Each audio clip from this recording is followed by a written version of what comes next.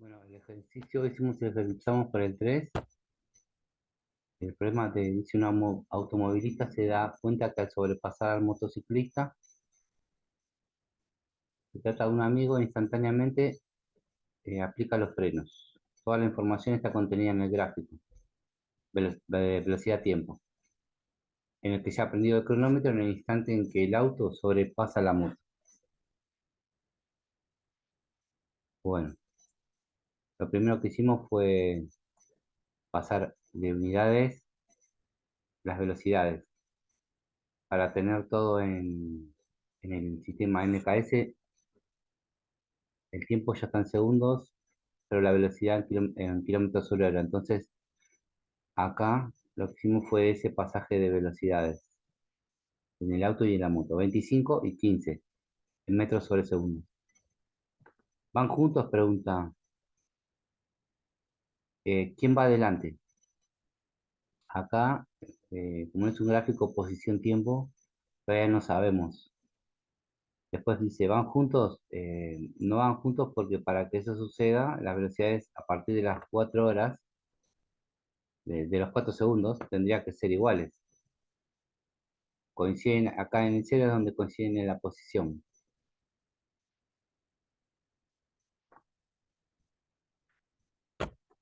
Una vez que tenemos eso, eh, empezamos a plantear las ecuaciones horarias de la moto y del auto. Primero pusimos las ecuaciones horarias como si los dos fuesen MRU, pero acá, en este caso, de la moto ya sabíamos que era MRU, porque mantenía siempre, porque la velocidad es constante. Igual, fíjense que agregamos el término, pero como es cero, se anula. Y bueno, queda así. 15T es la ecuación de la moto y la del auto. Claro, reemplazando la posición inicial cero, que en eso coinciden los dos. La velocidad inicial ya en metros sobre segundo. El tiempo inicial cero. Acá la velocidad de la moto 25 y el tiempo inicial cero. La aceleración, acá no la sabemos, pero la podemos calcular a partir del gráfico, tomando el intervalo de 0 a 4 como tiempo inicial y tiempo final. Entonces la velocidad final es 15 y la inicial es 25, da menos 2,5. Así que eso volviendo acá, ya tenemos la aceleración, todo en metros sobre segundo al cuadrado, y ahí quedaría la ecuación horaria del auto. Bien, ¿cuándo y en qué posición vuelven a cruzarse? Bueno, acá lo hice sin unidades, porque sé que me va a dar en metros y en segundos, y haciendo la igualación, como X es el punto de encuentro, igualo las ecuaciones y me queda una cuadrática incompleta, que se puede calcular Orbach-Cara o, como dice acá, aplicando esta propiedad matemática, que si un producto es igual a cero, un factor es cero o el otro es cero. Entonces acá el primer factor sería el paréntesis y el segundo la t de tiempo. Bueno, o tiempo es cero, que es donde se habían cruzado, o el otro factor es igual a cero. 1,25t menos 10 es igual a cero. Ahí despejamos y nos dio que el tiempo es igual a 8, que es donde se vuelven a cruzar. Ese es el tiempo. ¿Cuándo? ¿Dónde? Se reemplaza t en cualquiera de las dos ecuaciones horarias. Entonces elegimos la más sencilla, la de la moto, y da 120 metros. Luego pregunta, ¿qué velocidad tiene el auto en ese momento? La velocidad a las 8. Bien, se puede sacar de la manera más larga utilizando la fórmula de aceleración con los datos del auto, o directamente en el momento que se cruzan, la velocidad es la misma, como la velocidad de la moto siempre es la misma, 15 ya directamente no tendríamos que hacer ningún cálculo. Si lo sacamos como ven acá, por el lado del auto, también da 15.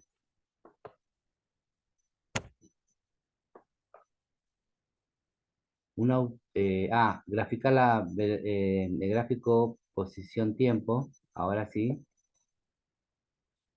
a partir de las ecuaciones horarias que habíamos hecho, el de la moto y el del auto.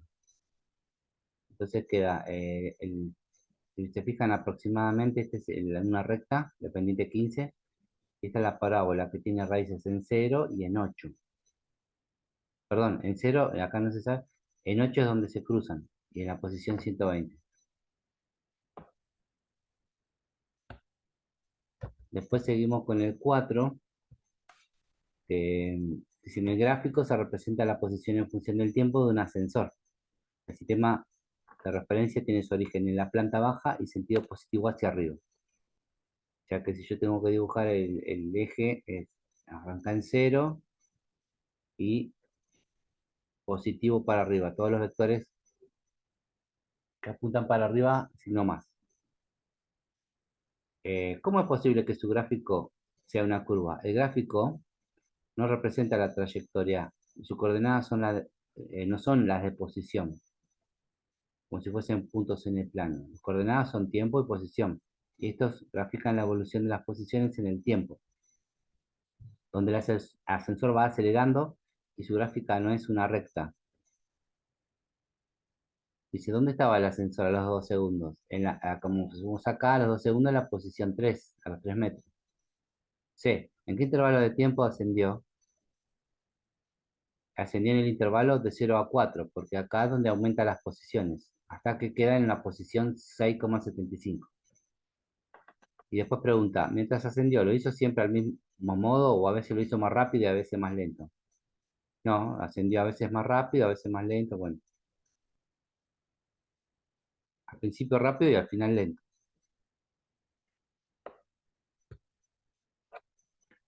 Lo mismo, pero para el movimiento de descenso. O sea, lo hizo siempre del mismo modo. Cuando desciende, lo hace primero más rápido y al final más lento. El cambio del módulo de la pendiente de la recta lo determina eso. Fíjense las pendientes que van. La inclinación me determina cómo cambia. En el intervalo de tiempo, ¿en qué intervalo de tiempo estuvo detenido? De 0 a 4, de 4 a 10, como se ve acá, en la misma posición. ¿En qué intervalo su velocidad fue constante? Bueno, por lo que vimos acá, de 2 a 2,5 y de 12 a 12,5. Pero también acá nos olvidamos de agregar, como la velocidad 0, que tampoco cambia, está en reposo. También de 4 a 10. Calcula la máxima rapidez alcanzada.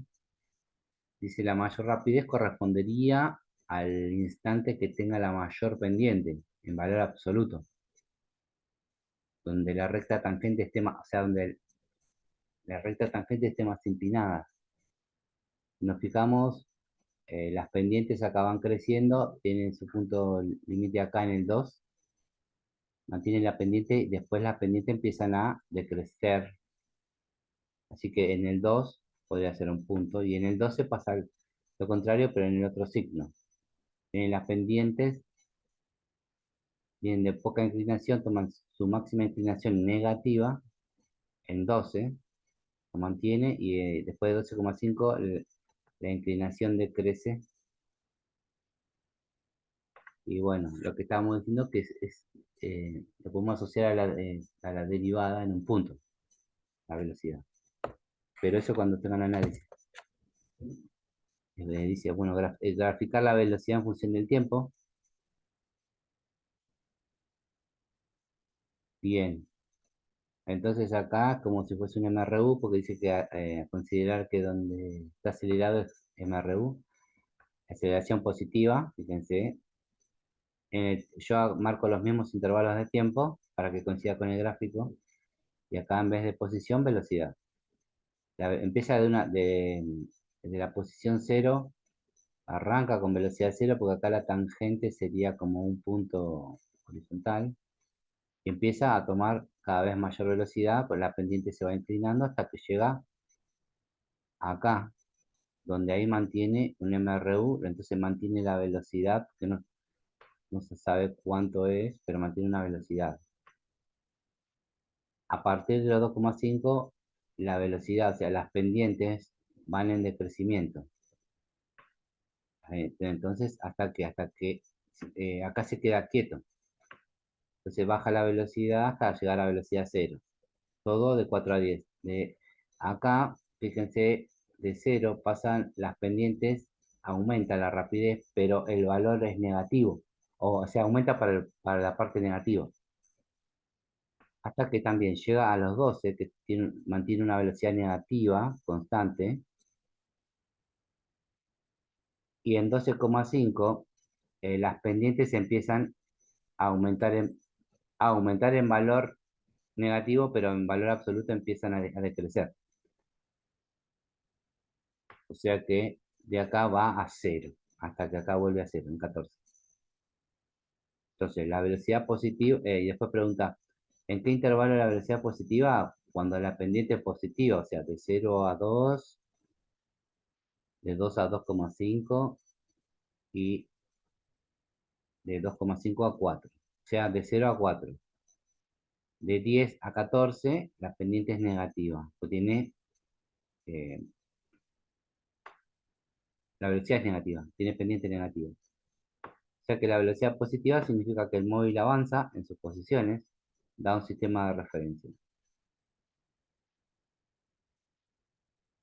Bien, ¿qué significado físico tiene el área bajo la curva? Como habíamos visto, el área bajo la curva representa el desplazamiento. Entonces, depende de la figura geométrica, base por altura, quedaría ahí, que es lo que está en amarillo. Eh, Graficar la aceleración del ascensor en función del tiempo. Bien, acá dice el mismo gráfico de velocidad y la aceleración. Fíjense que el movimiento ahí yo acá hice el sistema positivo para arriba y el ascensor sube y baja. Y las velocidades. Los vectores que apuntan para arriba tienen signo negativo y los vectores que apuntan para abajo signo negativo y positivo, respectivamente, por el sentido. Entonces, la velocidad en el primer tramo aumenta la velocidad, aceleración positiva, porque van los dos vectores hacia arriba, tanto la aceleración como la velocidad. Acá la velocidad mantiene velocidad constante, pues queda, perdón, acá velocidad, sí, velocidad constante, aceleración nula, aceleración cero, velocidad negativa y aceleración negativa. Después, velocidad cero, aceleración cero. Acá empieza la velocidad a aumentar en el sentido positivo, pero el vector aceleración ya apunta para abajo, porque está bajando el ascensor.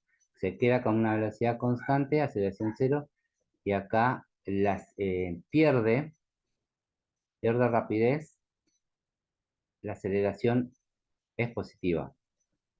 ¿Por qué? Porque, o sea, por más ¿qué significa que la aceleración es positiva y pierde rapidez? ¿Por qué? Pues la aceleración es positiva porque apunta para arriba, pero el cuerpo está bajando. O sea que el cuerpo baja, disminuye su rapidez, es porque la aceleración va para el sentido positivo y la velocidad es negativa. Ahí termina después el 5. Al cambiar la luz de un semáforo, un automóvil se hallaba detenido a 10 metros por detrás del mismo, arranca con una aceleración constante de 4 metros sobre segundo al cuadrado. En ese momento lo pasa a una bicicleta que marcha con velocidad constante de 5 metros sobre segundo. ¿Cuánto tiempo después, de qué distancia del semáforo, alcanzará el automovilista la bicicleta? ¿Cuál será la velocidad de cada uno en ese instante? Traza los gráficos de velocidad y posición en función del tiempo para ambos móviles. Empezamos con un sistema de referencia. Eh, Acá elegimos poner X0 en el semáforo.